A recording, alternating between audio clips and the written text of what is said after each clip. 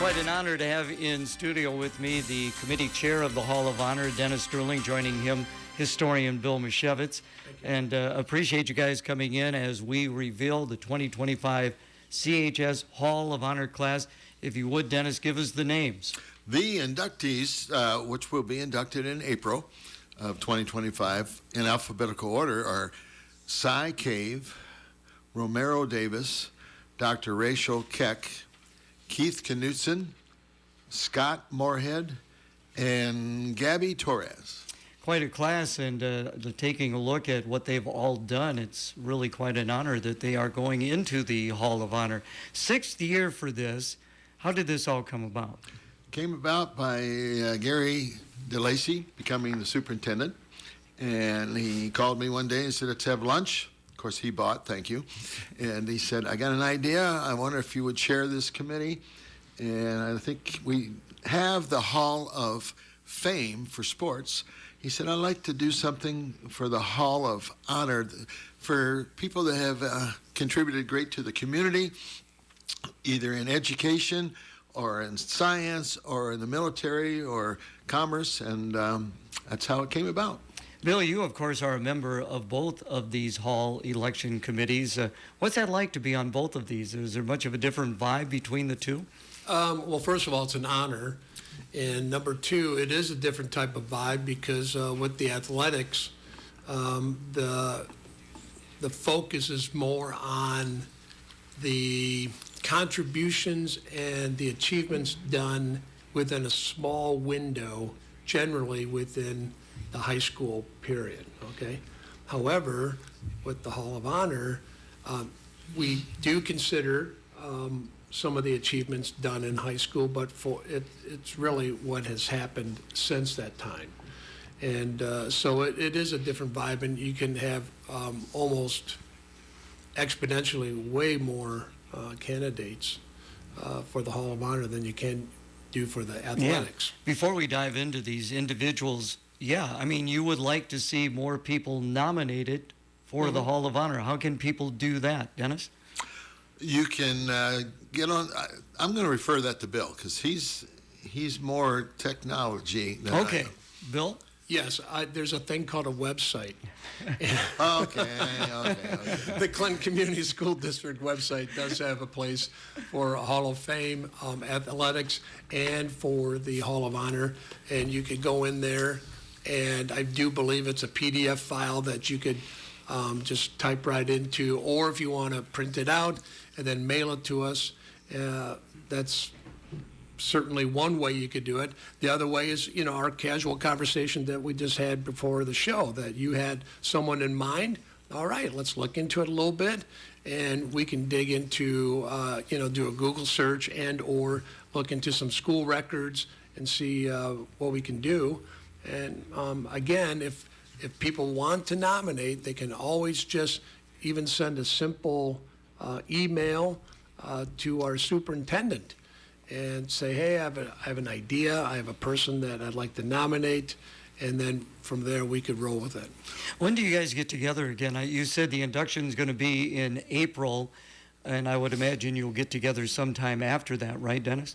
Yes and no. I want to go back one more statement here that you could also go up to the school administration center up there off of North 13th and walk in, and they have some forms there that you could also do that with. But Bill will do a lot of the research on some people that if you say, I have an idea, I don't know that much information, Bill is the historian. He is one, and then we go to our female historian, which is Jenny Mann at Clinton High. But I don't know whether we're going to meet again or not. I think we probably will to buckle up everything that's taking place as to the meal and so forth and so on. But we met about 3 weeks ago and made our decisions, and we want to do it early enough so that the people can make arrangements to come to the ceremony and be represented. Okay, well, let's break down the group. Cy Cave, class of 1972. Now, I was class of 72. This is the third honoree from our class. Denise Dudley, Diane Randall, and now Cy Cave. I've got to believe the class of 72 leads all classes. I think it was top heavy. top heavy. Yes. Well, Well, we had over 500 in our class. there you go. Well, Cy is in the category that we've just really represented last year with exceptional contributions to the Clinton Community School District. Now, Cy, he's worked for the school district on the grounds crew for over 50 years. Now, last year we nominated Jenny Mann, who just this year is doing 60 years of service to the school district. So there are not many of those out there that have stuck that long at any job, I would think, But Cy's distinction is he's in the grounds department. He's been there from the evolution of the push mower to now the rotating mower, and then of course now AstroTurf and so forth. He's always a quiet guy. He does his job, works hard, and I always enjoy seeing him.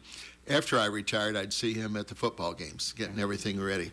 But he's experienced in technology, in the machinery, and just a guy that I think when we want to hold our nominees up to our students to say this is a good role model to look at, and goes to the ground working every day and keeps his head down and is very quiet, but does an excellent job. I'm interested in what his reaction was when he found out that he's going into the Hall of Honor, because he's a pretty quiet guy. He is quiet. Well, that was one of our discussions, that we wanted our nominees that are living, of course, to speak to the kids, and we didn't want to put him on the spot.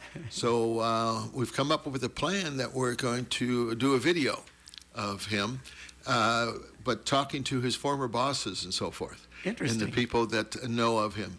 I don't know. I was thinking the same thing, what he said, because Gary DeLacy was the one that was going to inform him of the honor. Bill, why don't you talk a little bit about Romero Davis, our next? Romero Davis, I remember Romy as one of my students, and he's being inducted for his work in the community service area. And I'm just going to read the first paragraph because I really think that really sums up what he does. Romero Davis, class of 95, has over 2 decades of experience in the social sector and serves as a director of child and family well-being at Social Current, a national nonprofit partner agency. He specializes in providing transformative training workshops on visioning and planning social determinants of health and culturally responsive support for families and communities. He's a sought-after consultant, trainer, and speaker. Romero blends his professional expertise and lived experience to educate and collaborate with educators, law enforcement, students, national leaders, family-serving agencies across the United States. As you pointed out, you had him as a student. When you saw him in his high school days, did you imagine him doing anything like this? Well, the first time I saw Romy, we were both living over here at Gateway Apartments, and he was probably about 12 years old, and I was working part-time at the place. And so he came up and he asked me who I was and what I did and do I play basketball because I'm a tall guy and he likes to play basketball. And he was always just kind of hanging around and offering help. And then when we got into high school, of course, he got into a number of activities. And he was part of a group that I had that we took down the Muscatine. There was only about 4 or 5 of us, and we drove down the Muscatine to hear a speaker speaking on the environment and the impact of the environment and such. He was one of those students that always had a smile on his face.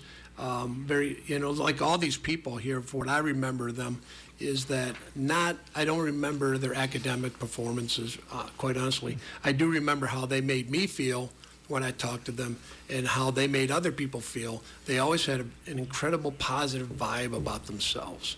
And obviously, Romy has turned that into something where he's bringing communities together, trying to transform what they would call, what's the thing here, stakeholders, to work together and create a better place to live. Visiting with Bill Misiewicz, Denny Duerling. We've got 4 more to go over. We got a break for the weather. It is brought to you by Morrison Community Hospital. We have a weather impact alert for today as we are expecting some really gusty winds. We still see a chance for some rain and snow showers, but most of it is going to be that wind. Gusts will get as high as 45 to 50 miles per hour, making it feel very chilly outside as well. I'm Storm Track 8 meteorologist Morgan Strackmine. Hey, we're up to 34 degrees. Those winds up to 30 miles an hour. Our update brought to you by Morrison Community Hospital. The Morrison Community Hospital Foundation's 4th annual holiday tour of homes will be held December 6th and 7th. 4 homes will be featured, providing a variety of Christmas design ideas and floor plans. Also tour the Bread Lady at Donnybrooks Corner Cafe, along with a bonus tour of the Airbnb above her business. A wonderful coffee time at the Coffee House in the hospital conference room, or you will be presented with a complimentary gift. Enjoy refreshments and bid on silent auction items. Tickets are $15 per person and will be available at the hospital or from Rich Chris. More information at the Morrison Community Hospital website under the Foundation tab. Well, we've talked about Cy Cave and Romero Davis. We've got 4 more to go over. Dennis, why don't you tell us about the next recipient? Next recipient is Dr. Rachel Karstens Keck. She was a class of 1988. And this woman was nominated for accomplishments in the professional career. Now, professional career, boy, talk about changing careers and pursuing different interests, but being acknowledged highly in all those. She currently serves as the Grandview University president, Grandview University in Des Moines. She's the 14th president there, and she's the first female president that they have had. But before that, she had earned her Juris Doctorate degree from the University of Iowa School of Law. And then before that, she got a PhD in education from Drake University. She has done so much for so many universities and both community colleges and so forth. A lot of it was in the educational field. But talking about international speaker, this was what got me. She most recently served as the 2024 American keynote speaker for Denmark's annual 4th of July celebration. That is incredible. Wow. That is amazing. You know what's great about this is these folks that are going in, you probably know the majority of them had them either as a guidance counselor or as a teacher. How special is that for you guys to be on the committee, Bill? Well, for me, it's, again, everybody that comes into your classroom, you know they're going to have an incredible role in their life, whether it's just, and I say just, but being a good father, being a good mother, being a good community member. But to see these people that you thought they had maybe a little extra twinkle in their eye to take it a step further is really pretty special. Okay, we'll let you talk about the next one then. Keith A. Knutson. Boy, you talk about a kid. When I first got to Clinton High School in 1984, Keith, you could tell that Keith was moving forward differently than other students. And he loved to play football. And at that time, working out wasn't, we would work out in the dungeon. And basically, it was Phil Ambrose, myself, and then Keith Knutson. It just seemed like that's the people that I remember when I was in there. And when Keith blew out his knee, I think it was like only the 2nd or 3rd game of the year. I can remember sitting in that weight room, just my heart was just broken for this kid because this was a big dream. But he also at that time had just written and got to move forward to have an appointment into the Naval Academy. And he had just written to Senator Grassley. And fortunately, that came back as a positive, I think right around January, February. Let me just read of why he's going in for his distinguished military service. Captain Keith Knutson, class of '86, retired from the United States Navy in October of '22 after 36 years of distinguished service.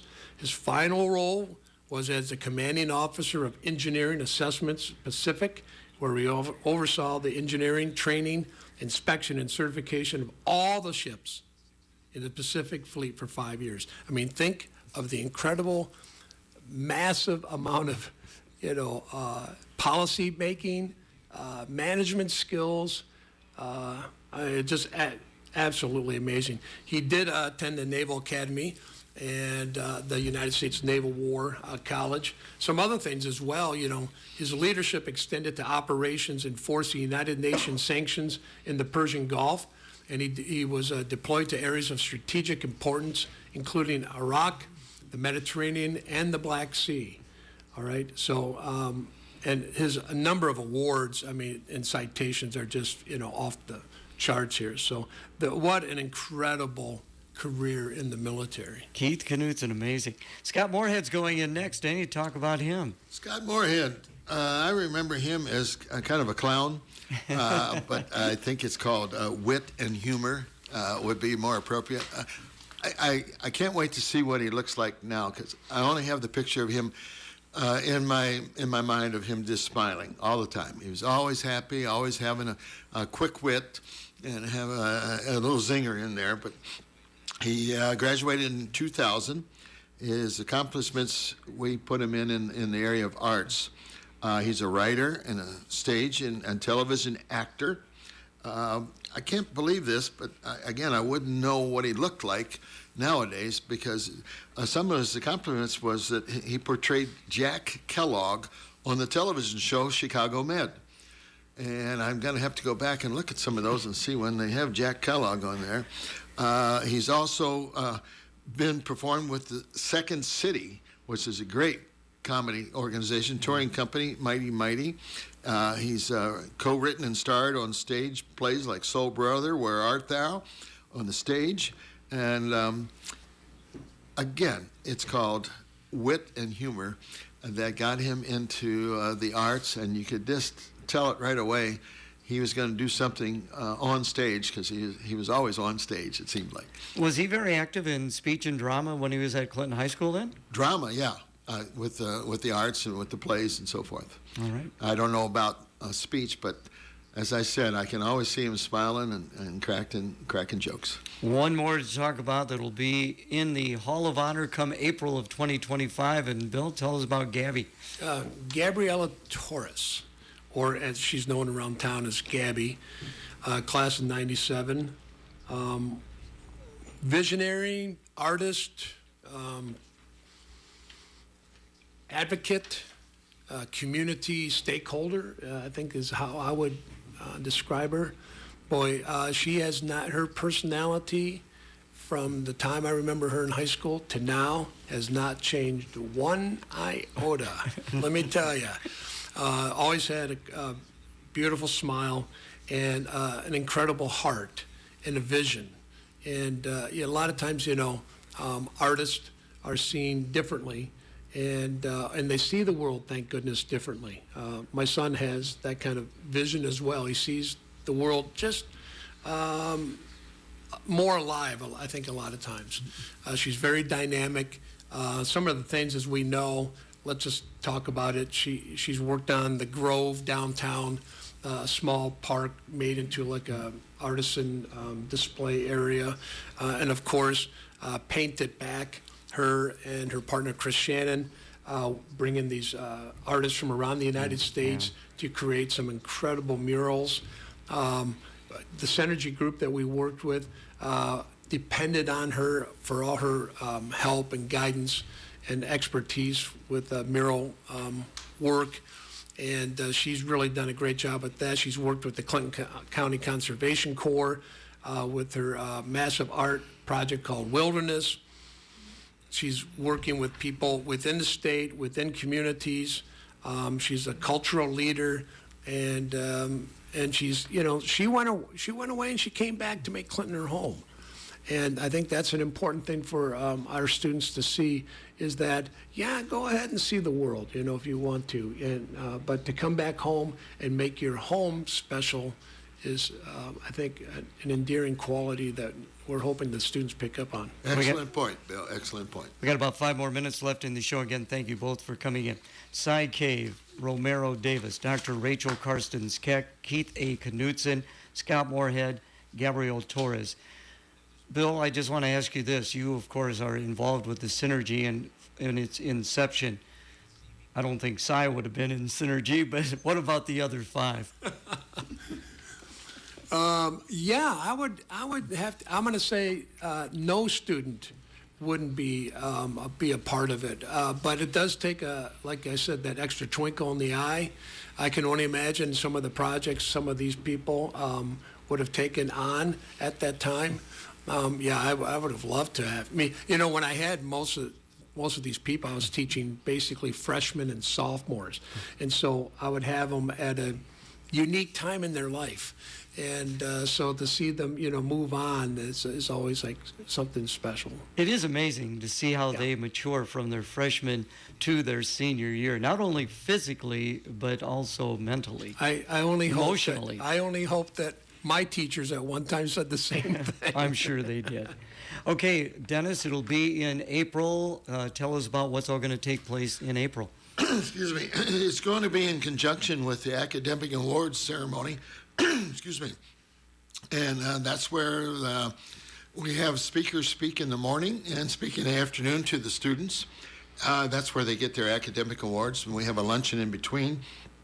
It's going to be on April 25th, and the luncheon is going to be prepared by the culinary students, and anybody in the community can come for a small price, but the food is excellent.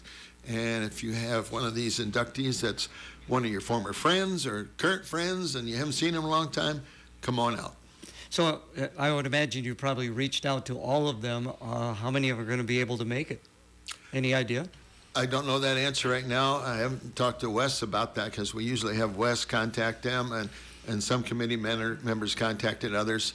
But I know we're are co-sponsored with the bank that help provides money for the meal, but for the inductees, and then the casino is supplying rooms for those, and I know Romy's coming for sure because I have to make sure I get a room for Romy.